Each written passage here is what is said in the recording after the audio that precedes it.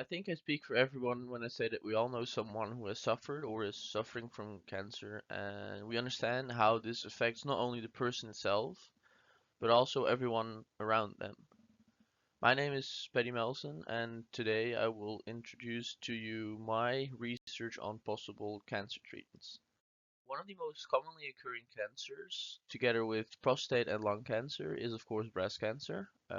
It shows, of course, predominantly in women, though it is also possible to occur in males. And while survival rate for this type of cancer is pretty good, treatment is still often extremely harsh. If we take a look at the available treatments for cancer, for instance breast cancer, we see surgery, radiation therapy, and chemotherapy, where chemotherapy and radiation are often used after the initial surgery. These ways of treating are of course highly invasive and significantly decrease patient quality of life. This is because these methods are indiscriminate methods of treating the disease. It's a bit similar like a nuclear bomb, for example.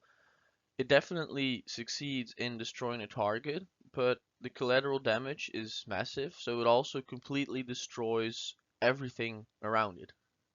The list of side effects for chemotherapy alone is already massive, and it includes things such as hair loss, extreme weight changes, sickness and tiredness, hallucinations, but most importantly, a weakened immune system that leaves the patient in a highly vulnerable state after the treatment.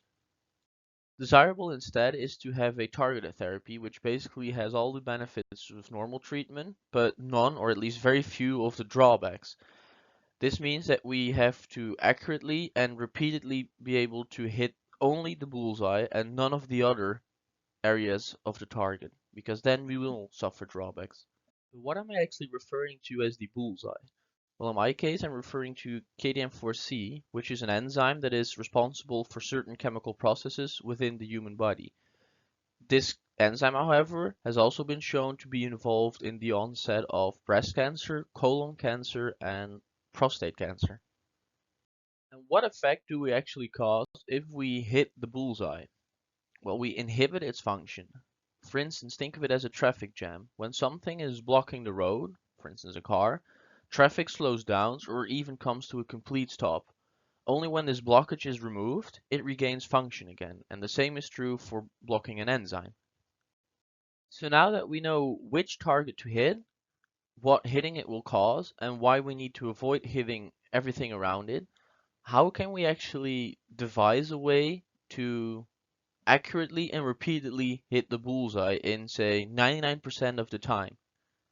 Another good way to think about it is keys and locks. So we have to find the unique key X that is only able to open lock X and none of the other locks. We have to find this specific key in a big stack of TSA master keys, which can all open indiscriminately any other lock. Think of our drug candidate as key X, while any other molecule that acts like a TSA master key is a harmful substance that causes numerous side effects, which we do not want.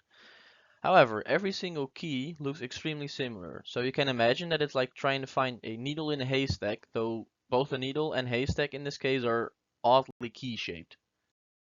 One perhaps daunting approach is to, of course, test all the keys until we find this one key that only opens specifically lock X. Though as it sounds, it's nearly impossible to do. However, in the world of drug discovery, this is seemingly much, much easier. Lo and behold, the concept of DNA encoded libraries. But I might hear you think, DNA is what makes us, us. So how the hell is that related to finding our key-shaped needle in a stack of key-shaped hay? Well, if you think about it, DNA is basically exactly the same as a barcode. It's true that this is what makes us, us, but more than that, we can label molecules, or drug candidates in my case more specifically, with a unique DNA barcode to encode them. Moreover, we are not limited to just one chemical. We can make millions of chemicals this way, each with their own unique DNA barcode to build a huge collection or library of keys. In this case, each key now has a convenient tag that describes its history and how it was made.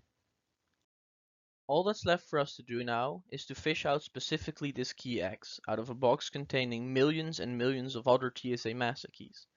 The way to do this is to hold a magnet over the box, as very conveniently, key X is the only magnetic key, as the other TSA master keys are not magnetic. Once we have fished out our key X from the big pile of other keys, we can scan the barcode that is attached to it. This will reveal to us further information about how it was made, what chemicals it is composed of, and where it was made, for example. This way, we now have all the required information to make replicas of this key. And this is exactly how DNA encoded libraries work on the chemical level. Each molecule is encoded with a DNA barcode. KDM4C, our target, is magnetic, so that blockers of KDM4C can be fished out, while anything that blocks the off targets is left behind. However, while it is a good start to find the initial molecules that can be promising drug candidates for cancer treatment, there is still a long journey ahead of us, because more testing is needed to verify its actual safety profile in humans before it becomes a marketable drug. So in conclusion, using this method, I hope to find the first piece of the puzzle that will eventually lead us to the treasure that is targeted medicine for cancer patients to improve their quality of life. But I'm also, of course, excited to have taken you on this little journey into the mind of a medicinal chemist, and I am thankful for your attention.